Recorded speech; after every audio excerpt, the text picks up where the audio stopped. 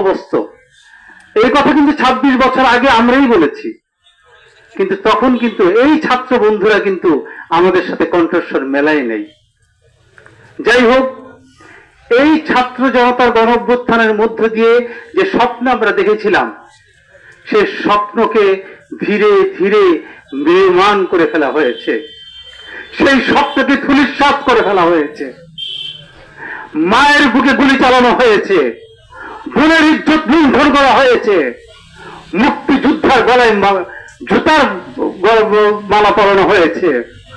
শুধু তাই না, মুক্তিযোদ্ধার গালে জুতা দিয়ে বাড়ি দেওয়া হয়েছে। এই জুতার বাড়ি কি বাংলাদেশকে দেওয়া হয়নি? লক্ষ লক্ষ মানুষের রক্ত স্রোতের বিনিময়ে, 2 লক্ষ মা বোনের সম্ভ্রম হারানোর বিনিময়ে যে অর্জিত বাংলাদেশটা আমরা পেয়েছি, সেই বাংলাদেশকে এত তাড়াতাড়ি আমরা ভুলে গেলাম? এত তাড়াতাড়ি আমরা ভুলে যাব? আফ্রো এশিয়া ল্যাটিন আমেরিকার মুসলিম জনতা মাওলানা ভাসানী যোগ্য সুযোগ্য উত্তরসূরি, বঙ্গবন্ধু একান্ত অনুরাগী, বঙ্গবীর কাদের সিদ্দিকী বীর উত্তম, যিনি আমাদের প্রতিষ্ঠাতা কৃষক শ্রমিক জনতা লীগের প্রতিষ্ঠাতা সভাপতি, তিনি আজকে এখানে বক্তব্য রাখবেন, প্রধান অতিথির বক্তব্য। যিনি এখানে বক্তব্য রাখবেন তার বক্তব্য রেখে আমার বক্তব্য আপনারা শুনবেন, সেটা আমি মনে করি না। কিন্তু তারপর আমি বলতে চাই, এই কথাটা সুস্পষ্টভাবে বলতে চাই, আপনারা মানুষ হিসেবে অত্যন্ত গর্বিত মানুষ, প্রত্যেকটা মানুষ। কারণ সখীপুর বাসাইলের মানুষ বলতেই তারা গর্বিত মানুষ, কেননা ওই মুক্তিযুদ্ধটা সংগঠিত হয়েছিল এই সখীপুর বাসাইলের মানুষকে কেন্দ্র করেই। সুতরাং আপনারা গর্বিত জায়গার গর্বিত সন্তান, সেই গর্বিত সন্তানদের সামনে দাঁড়িয়ে আমি কথা বলছি। আপনারা ভুল করতে পারেন না, এটা আমার বিশ্বাস। বাসাইলের মানুষ ভুল করতে পারে না।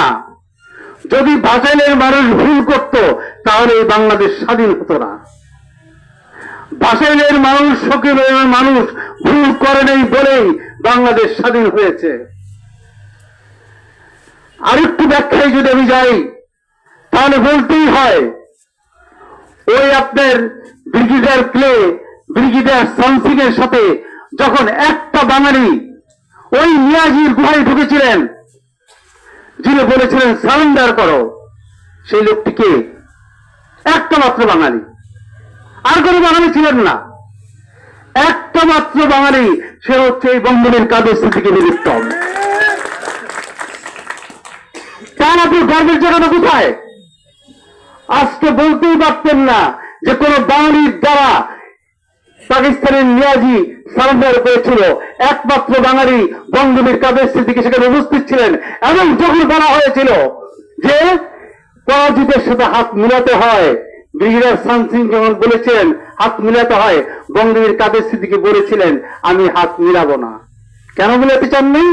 উনি বলেছেন যে দেশে আমার মা বোনের সম্ভ্রম হানি করা হয়েছে, যে দেশে আমার বাড়িঘর জ্বালিয়ে পুড়িয়ে ছাড়খাড় করে দেওয়া হয়েছে, যে দেশে আমার সন্তানকে গুলি করে হত্যা করা হয়েছে, আমার বাবাকে গুলি করে হত্যা করা হয়েছে, আমি কাদের সিদ্দিকী তাদের সাথে হাত মেলাই নেই, আমি মেলাতে পারবো না। সেদিন বঙ্গবীর কাদের সিদ্দিকী হাত মেলান নাই, অর্থাৎ আপনারা বাসাইলবাসী হাত মেলান নাই।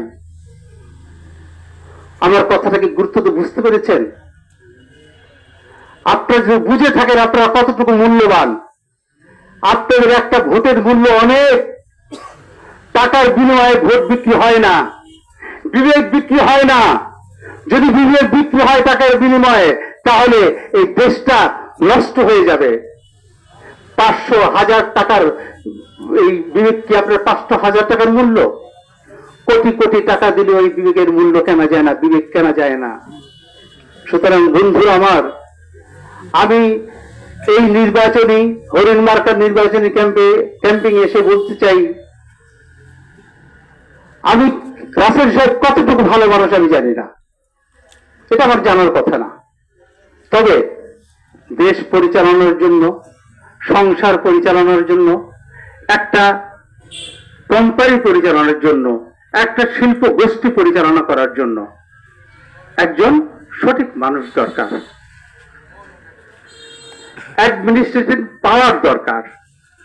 যদি অ্যাডমিনিস্ট্রেশন পাওয়ার যদি না থাকে তাহলে কিন্তু সেটা ভালোভাবে পরিচালিত হয় না।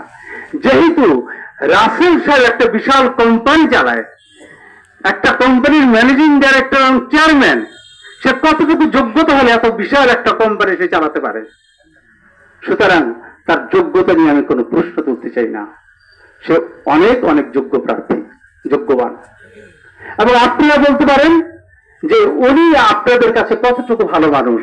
আমি যতটুকু শুনেছি, ওই যে আমাদের হাবিব ভাই কিছুক্ষণ আগে বললেন ওনার কথা, ওনার মুখ থেকে আমি জেনে বুঝলাম যে নিশ্চয়ই উনি একজন ভালো মানুষ।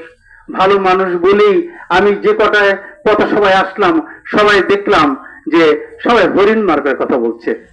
হরিণ মার্কার কথা বলছে মানেই বোধহয় এই আলমগীর সাহেব ভালো মানুষ বলেই বলছে। সুতরাং যদি ভালো মানুষকে সংসদে পাঠাতে চান, যদি যোগ্য মানুষকে সংসদে পাঠাতে চান, যদি আপনার পক্ষে কথা বলার জন্য সংসদে পাঠাতে চান, যদি বাংলাদেশের পক্ষে যৌক্তিক কথা তুলে ধরার জন্য যৌক্তিক মানুষ সংসদে পাঠাতে চান, তাহলে সালাউদ্দিন রাসেল সাহেবকে হরিণ মার্কায় ভোট দেওয়াটা আমি যৌক্তিক মনে করি। আরো যৌক্তিক মনে করি এই কারণে, আমার নেতা বঙ্গবীর কাদের সিদ্দিকী বীর উত্তম সেই 1971 সাল থেকে শুরু করে অদ্যবধি তিনি আজন্ম যোদ্ধা, তিনি প্রতিটা ক্ষেত্রে যুদ্ধের ভূমিকা পালন করেছেন। সব সময় তিনি অন্যায়ের বিরুদ্ধে কথা বলেছেন, ন্যায়ের পক্ষে কথা বলেছেন। তিনি অন্যায়ের বিরুদ্ধে কথা বলে ন্যায়ের পক্ষে কথা বলার কারণে অনেক সময় অনেক মানুষ অনেকভাবে সমালোচনার কথা বলেছেন। যিনি এখন বলেন এক কথা, আরেক সময় বলেন আরেক কথা। আরে ভাই, তা না, সত্য কথা বলেছেন। সত্য কথা বলাকে যদি কেউ অন্যায় ভাবেন, তিনি ভুল করছেন। বঙ্গবীর কাদের সিদ্দিকী বীর উত্তম ভুল করেন নেই। তার প্রতিটি পদক্ষেপ আমি যতদিন পর্যন্ত তার সাথে চলাফেরা করছি, দীর্ঘ 15 বছর হবে, এই দীর্ঘ 15 বছরে আমি বঙ্গবীর কাদের সিদ্দিকীকে কখনো ভুল করতে দেখি নাই। বন্ধুরা, রাজনীতি করতে গেলে বিভিন্ন সময় বিভিন্ন ভুল ত্রুটি হয়, বিভিন্ন কথা বিভিন্ন ভাবে বলতে হয়, কিন্তু তার অর্থ উনি মানুষকে দিয়ে উনি মাটির মধ্যে বুকটা নামিয়ে দিয়ে বলেছিলেন আমি তো পা দিয়ে নামতে পারছি না। তখন তার স্ত্রী আজকে নাই, নাসরিন কাদের সিদ্দিকী, উনি দুনিয়া থেকে চলে গেছেন। আল্লাহ তাকে ভেস্তে নজর করুক, আল্লাহ তাকে ভেস্তে নজর করুক। উনি তাকে বলেছিলেন তুমি পা দিয়ে নামতে পারো না, তুমি বুক দিয়ে নামো।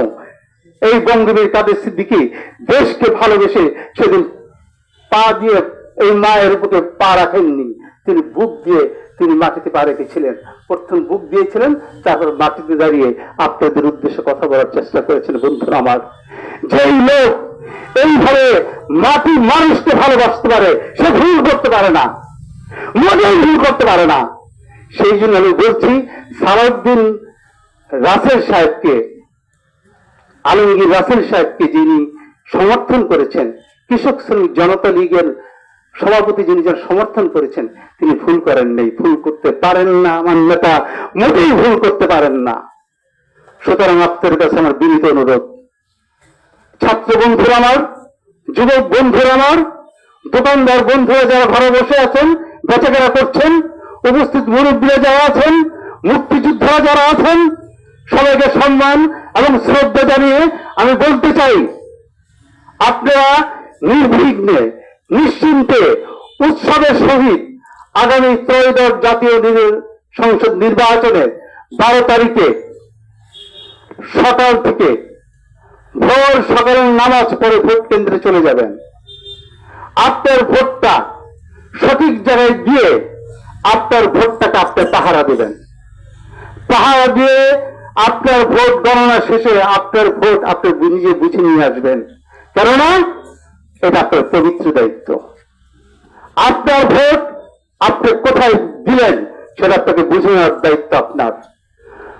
সবার মাধ্যমে এই এলাকার সমস্ত মানুষকে আমি অনুরোধ করছি, ভাই বন্ধুরা, মা বোনেরা, চাচা চাচিরা যারা আছেন সবাইকে অনুরোধ করছি, আপনারা দয়া করে হরিণ মার্কায় ভোট দিবেন। আমি নারায়ণগঞ্জ থেকে এসেছি, নারায়ণগঞ্জ থেকে এসে আপনাদের কাছে আমার বিনীত অনুরোধ, আপনারা হরিণ মার্কাকে জয়যুক্ত করে বাংলাদেশের মানুষের পক্ষে সালাউদ্দিন রাসেল সাহেবকে ওই সংসদে কথা বলার সুযোগ করে দিন। সবাইকে ধন্যবাদ, ভালো থাকবেন, সুস্থ থাকবেন, সবার জন্য শুভকামনা।